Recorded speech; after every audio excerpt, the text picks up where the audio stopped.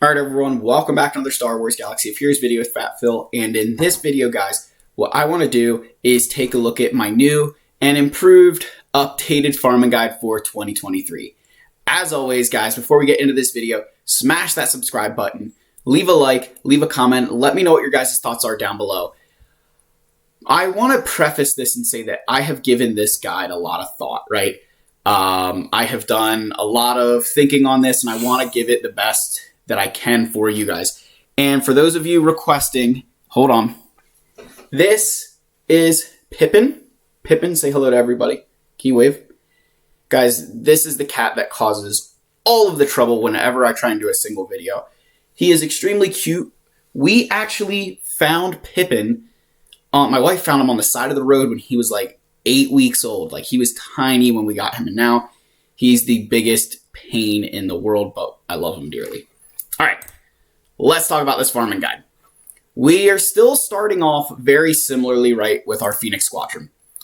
Guys, you know the drill. Phoenix is a fantastic starter team. They will get you through galactic war, right, early on. Great galactic war team. They also will unlock 2 different legendaries for us, right?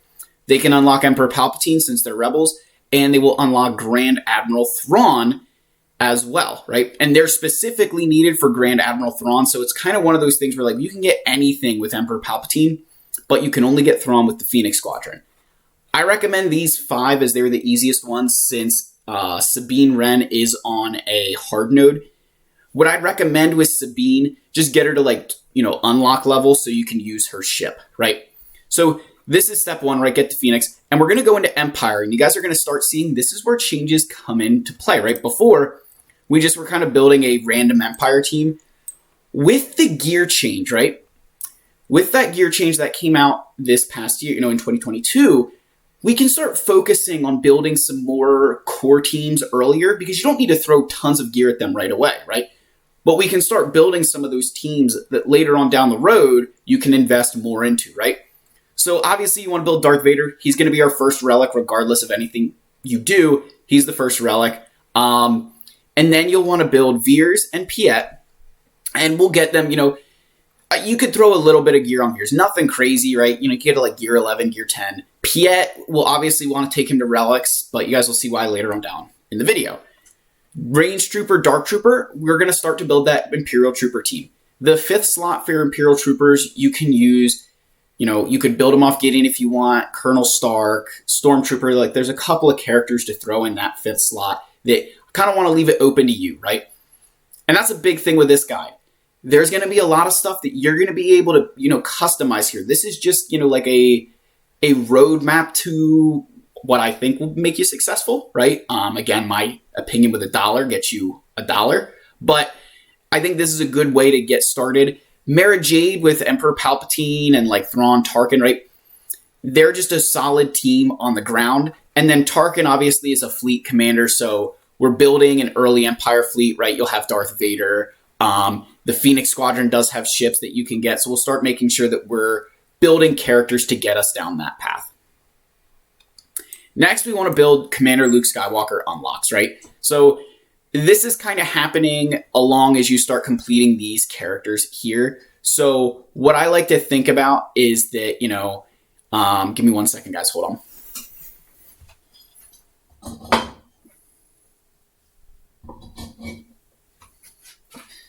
Sorry, Pippin always decides to eat during my videos, and he eats super loud, so I just had to move his food so you guys can't hear it. So Commander Luke here, we're going to build his requirements up next. He's a level 85 unlock, so whenever we can get him, you get him, right? And you'll want to start thinking about that Han Solo will go in this team, and 3PO and Chewie. You don't need a ton of gear on 3PO and Chewie, right? At 3-star gear 8, he's still a fantastic character. What he's here for, guys, his unique ability, I talk about this all the time. He's going to steal the rebel leaders' stats, give them to himself, and then share half of those with the rest of the squad. So even him at gear 8, he's going to be thicker because he's taking Commander Luke's stats, and also because he's going to be sharing those with Han Solo as well. So just a really good character all around. This is a fantastic early team. All right, next, we're moving into bounty hunters. So the 3 bounty hunters right here Bosk, Boba, Cad Bane. They're all pilots for the most important fleet in the game, in the early game, I should say, the Executor. The reason Jango is here is because he's on the same node as the Houndstooth, right? So if you come in here to the Houndstooth, right, and you want to go find the shards, Jango Fett is there as well. So that's a nice twofer, right? Jango Fett's a great early character. So, this will be your first real bounty hunter team because we're going for Executor, which means you need to get Beskar Armor Mando. I still recommend building these characters first just because their ships are ones you can use right away. Beskar Armor Mando, you need that Razor Crest, right? You need that Razor Crest unlocked. So as soon as you can start farming the Razor Crest in the fleet shipments, right, do that. So just, farm it as much as you can, get it to 7 stars. With Beskar Armor Mando then, right, you want to farm, get these characters up. You don't need a ton of gear for this event. I think my Mando and Grief were about gear 9 when I did this. So with the gear change, you can invest a little bit more gear here and get a nice early team going. But that will net you once you do these characters, and you'll have other bounty hunters along the way. But, Beskar Armor Mando, you're going to get 2 more really good bounty hunters. You're going to be able to unlock Chewbacca at that point. Again, don't pay attention to the relic levels I have in here because I'm a late game player, so I have these from later on in the game. In your roster, your relics are going to be much more focused on, Darth Vader, your early Executor characters, Commander Luke, Han. You could maybe throw Chewie in that list if you want to, but you want to kind of hang on to those relics early on, right? So once you get the, Chewbacca, right? I would still say Chewbacca, you want to make sure you can get time to get Executor here. So Executor is one of those, just so good, right? I cannot preach enough about how good this ship is. And again, you guys saw that we built Darth Vader already. You'll have built Piet. These 3 bounty hunters, right? They're part of that fleet, right? So those are the first 5 characters that I would add your relic levels to. Then what I would do is, Beskar Armor Mando. Now remember, Cad Bane and Beskar Armor Mando are not relic requirements, but if you relic them, your fleet gets so much better. So my personal opinion, even if it's just relic 1, 2, or 3, right? Low relic levels, get them there because, they just lift this fleet so much. IG-88 is your last pilot, right? You also need his ship. Then you need TIE Fighter pilot and his TIE Fighter as well. Both of them, again, relic 5, 7 star. And then Dengar is the other bounty hunter. Darth Vader, you also need his ship, don't forget. And then you need TIE Bomber at 7 stars as well. This will get you a 4-star Executor and allow you to get first place in fleets basically every single day, right? This Executor is also going to be something you can use in GAC and will basically stonewall your opponents, right? It will stop your opponents in its tracks. So just a fantastic all-around early game farm. And this is a huge change from last time that we're doing this before we do any other farms in the game is getting our Executor. Again, if you guys haven't seen it, I will link it in the description down below.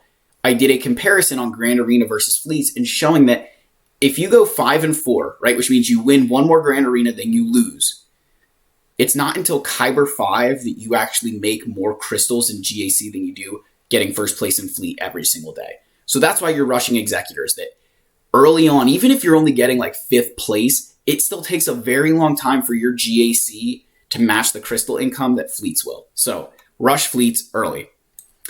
After the Executor, we're going to get Jedi Knight Revan and Darth Revan. So this is the, unlocks for Jedi Knight Revan. Again, very, very easy to gear, right? And this is why, with this gear change, it's opened up so many doors for players that I think you can focus on kind of getting a broader roster. With that Executor, knowing you're getting really good rewards, you can push through these farms, right? So you get Jedi Knight Revan. I would recommend relicking Revan, right? If you had to only do one, Revan would be it. If you want to throw another relic, someone like Jedi Knight Anakin is well worth your time relicking. I mean, Jolee and Bastila you can do. I don't really recommend it as much because they're very good. They're just not ones that they're kind of those nice to have Jedi, but not a necessary relic, right? I would say Jedi Knight Revan's a necessary relic at the point in game that I am, right? These would be really nice to have, but I've been doing fine without them. Then you want to get Darth Revan, right?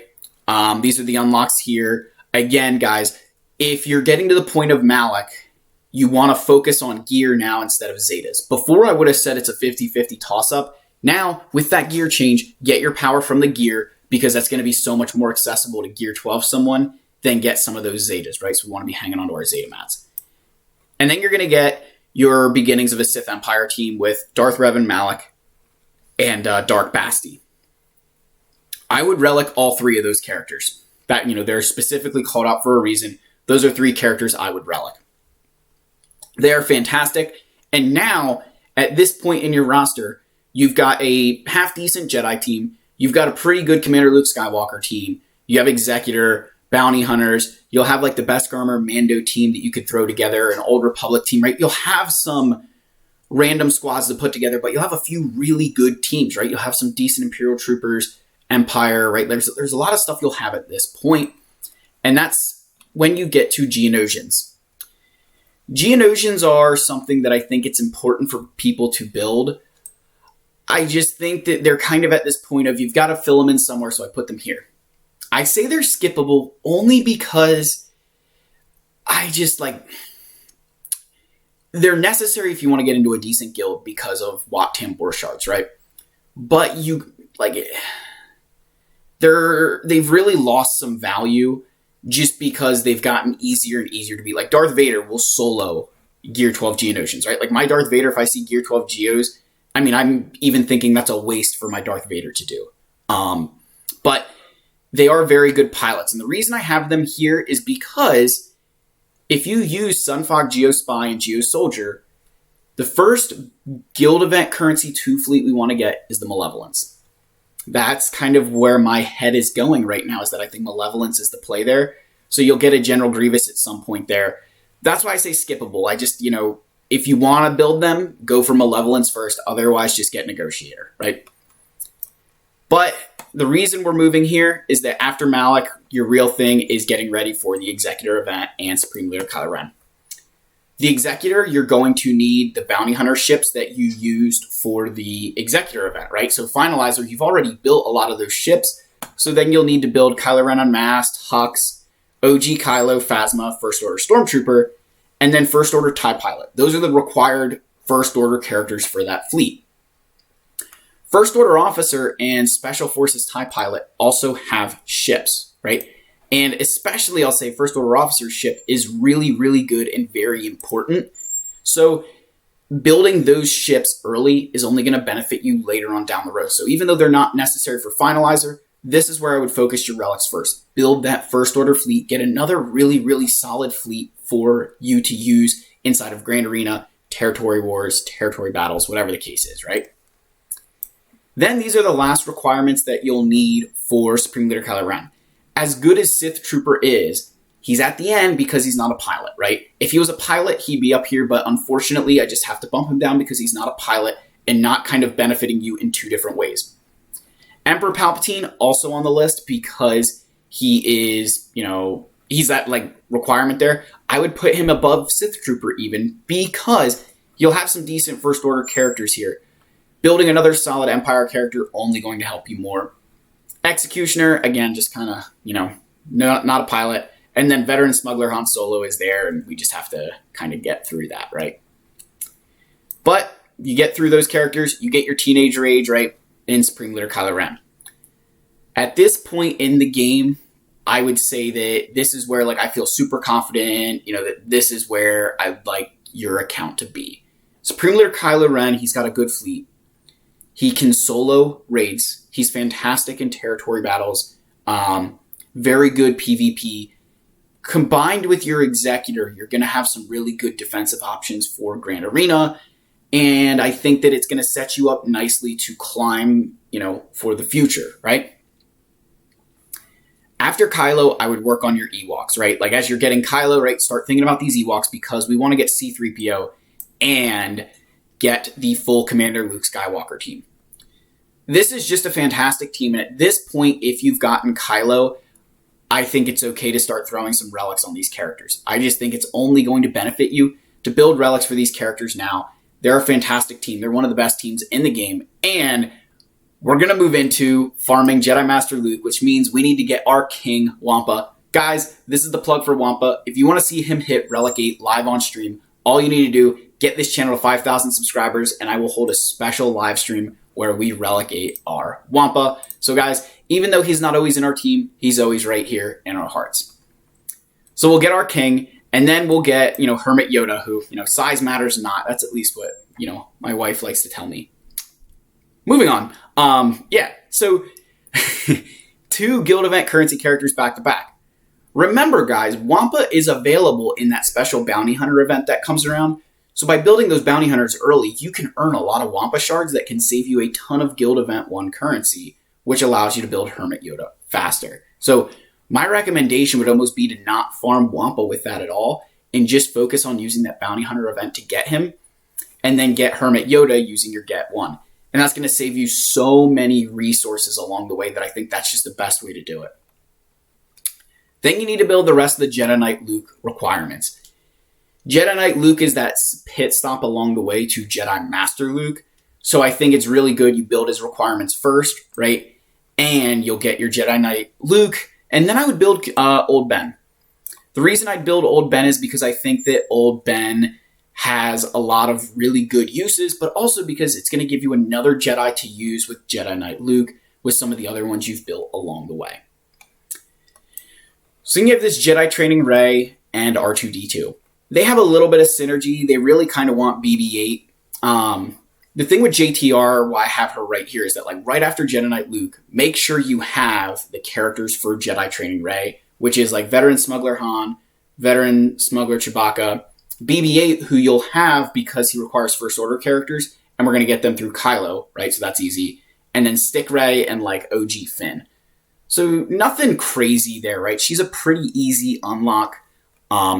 Again, with an account of with what you will have had at this point, it's not going to be hard to get her whatsoever. And we need a Relic 7 R2-D2, which is, brutal. It's brutal. These are both Relic 7 requirements for Jedi Master Luke, I must say. Then you'll build the rest of the Rebel scum, right? So Mothma, Wedge, Biggs. Wedge and Biggs both being Rebel fighters, along with Lando up here, gives you at least the start of a Mon Mothma team.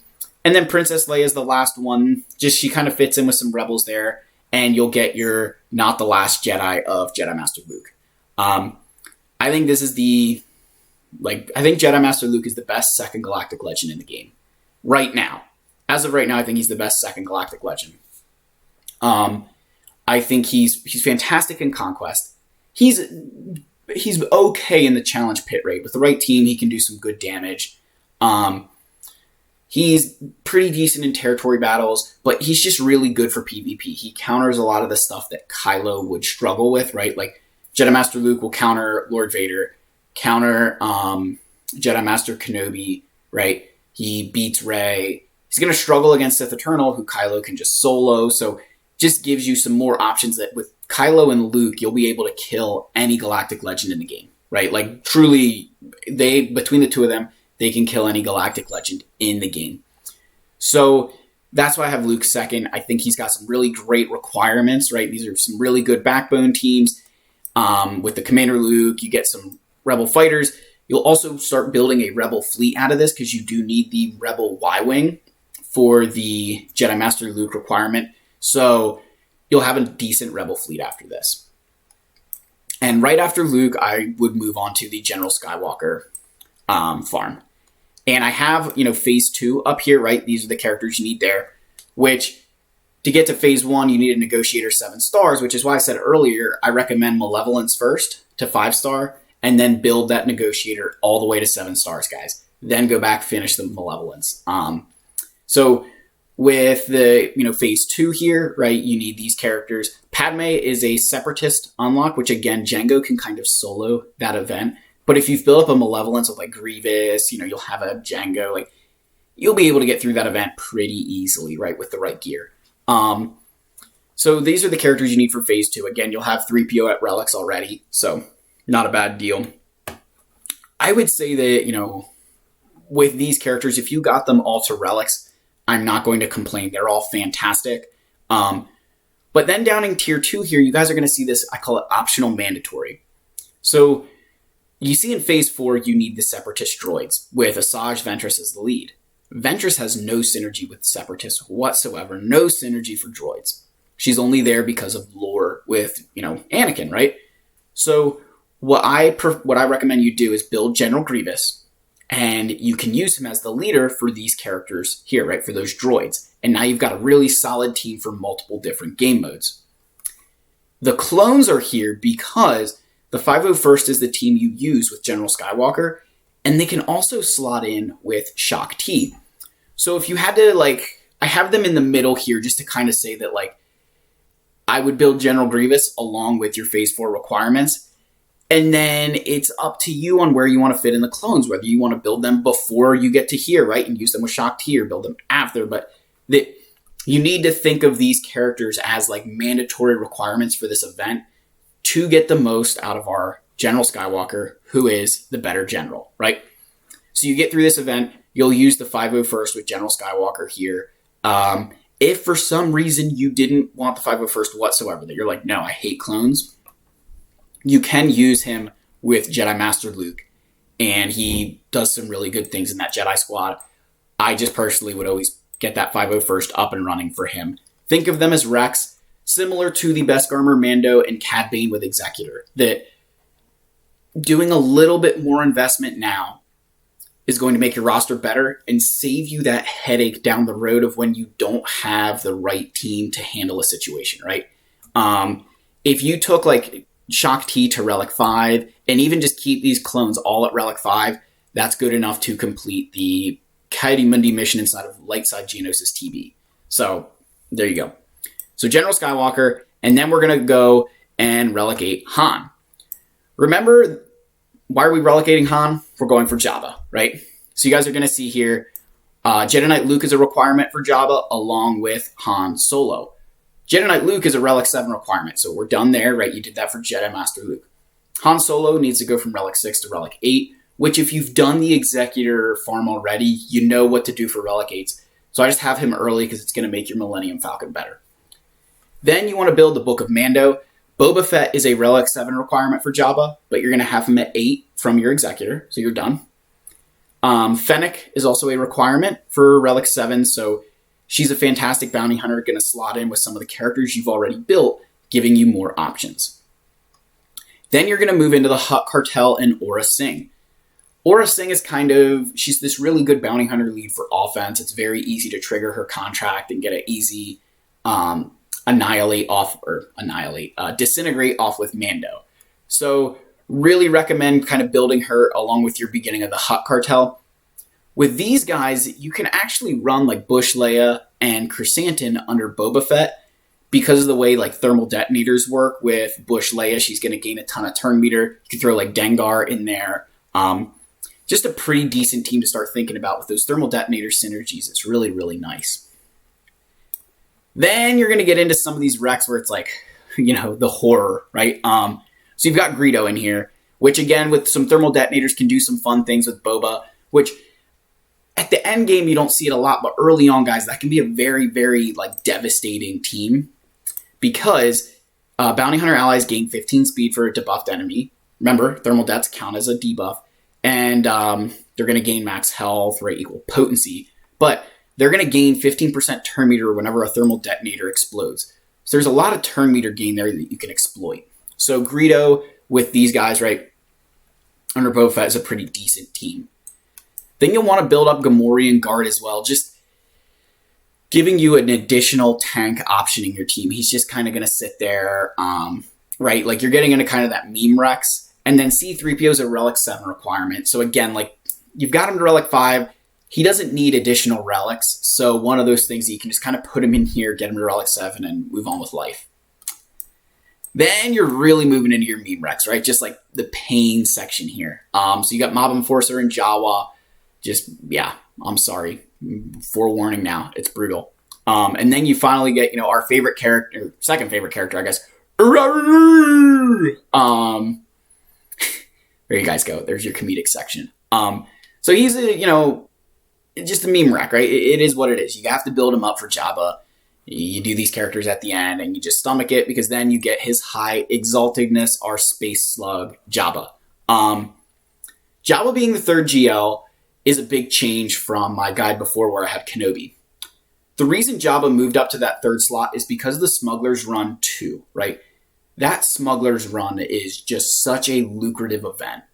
There's so many mod materials in there that it's going to just boost you so much farther early on in the game to get you better mods earlier. You guys know I'm very passionate about mods, and that's why I think Jabba's worth it so much, is that that event just is so good, right? If Jabba gets accelerated, right? When Jabba gets accelerated, I'm going to just plug this here that there's potential I could move him to... You could kind of switch around these first 3 Galactic Legends once Jabba gets accelerated, and I can't argue one way or the other. I like Supreme Leader Kylo Ren first because of his ability to solo the raids, right? And that's going to get you a lot of that Gear 12 gear faster. I think Luke is that nailed-on second GL, right? I'd say that he's that second Galactic Legend, right? Because if you went Jabba first, you've got Jedi Knight Luke already. You can go right into Jedi Master Luke.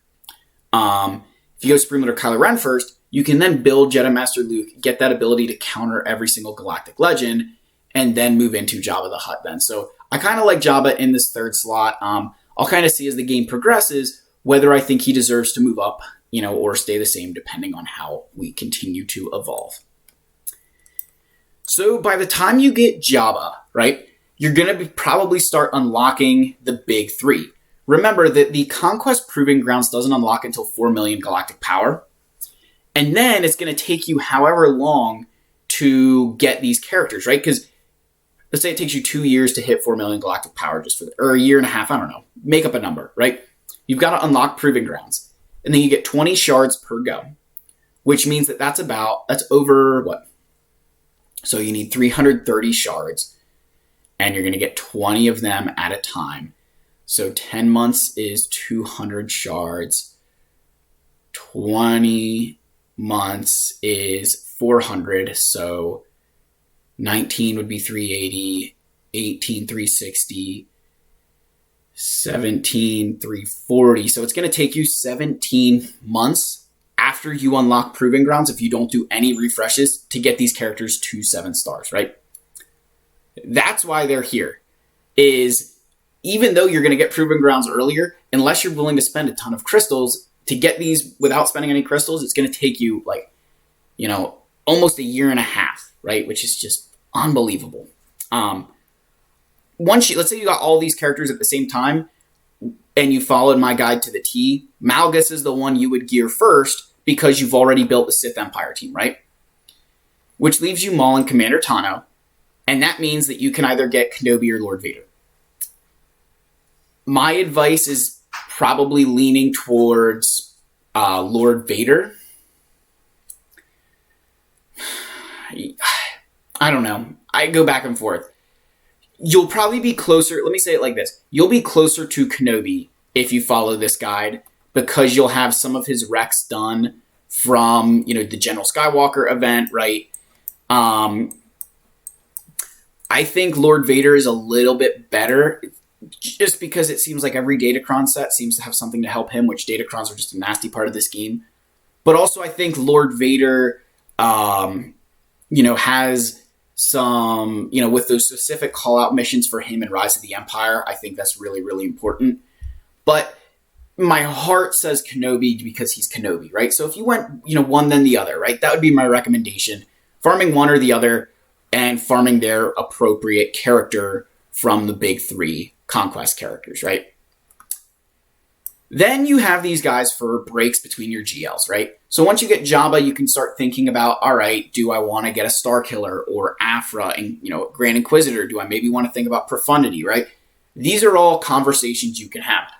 I don't feel confident. Once you get to Jabba here, right? And Jabba's even pushing the boundaries of how far ahead I think this guy could, if you started today, right? By the time you get to the point of, you've got Supreme Leader Kylo Ren, there might be another better way to go than Jedi Master Luke. Who knows, right? But as of today, and where a lot of players are, I think, leaving you off with, hey, Jabba's the last one that I'm going to script out is accurate, right? So you can kind of take these breaks between your Galactic Legends here of Lord Vader and Kenobi. And then you'll notice at the end, you can't leave out Sith Eternal and Rey. And I did this very intentionally. I have Sith Eternal, right? In fact, he was my first Galactic Legend. But I got him at a time that the game was so different that he was the best Galactic Legend for a very long time because he could beat everything just by slightly tweaking his team. Now that's not the case anymore. He really struggles against Jabba, really struggles against Kenobi. He cannot beat Lord Vader without very, very specific circumstances. And even Kenobi, he needs like very specific teams. You got to be smart how you play it, right? Kylo, it's the same thing. Like he can do some stuff, but Jabba and Lord Vader are definitely ones that he's gonna like really, really, really, really struggle against. Rey is actually fantastic. I love Rey. Like I think that she's a really good Galactic Legend, and I'm very jealous of people who get her. The reason she's kind of at this point is her fleet is kind of subpar, right? It's definitely the worst fleet out of the Galactic Legend fleets. Even like a regular Rebel fleet is better than the Resistance. The other thing I'll say is that she's kind of one of those GLs that has a little bit, kind of like, so Jabba's Rex and Rey's Rex are, similar in some ways, where I'd say the difference is that Rey doesn't have anything that she's needed for, right? There's not specific call-outs for Rey in any missions. There's no specific events for Resistance, right? Like there's all these, what are those things called? Assault battles, right? There's not an assault battle where like you're using Resistance, and that's insane to me, right? Like, so because she's not really needed for anything, she's just got to be at the end because unfortunately, and if you love Rey and you want to get her earlier, go do that. Go follow your heart. This is this guide is coming from a competitive standpoint, and from a competitive point of view, she doesn't help you with enough things that the rest of these GLs do, right? But that's the guide. There's a lot of stuff in here. There's a lot of things that you leave out, right? Because I don't think that, I'm not going to put in here, at this point, make sure you have this or that, right? Like, it's so hard to do that, and all of your rosters are going to be different. This is just a really good guideline for you to follow. Something that I feel very strongly about now is that you've got to get that Executor before you worry about anything else. And that's even before like a Malak, which is pretty easy to get. I just think that it's better set to focus on getting Executor, because without Executor, you're going to struggle to get consistent shards or consistent crystals inside a Fleet Arena. And so I think it's the best first major thing to do, which is a huge change from last time, guys. But let me know what your thoughts are down below. I wanted to put this out here in 2023. It was something that I've been working on for weeks now, and I just want to make sure that you guys have the latest and greatest version of this guide. I love all of you. May the Force be with you, and I'll see you in the next video, guys. Cheers.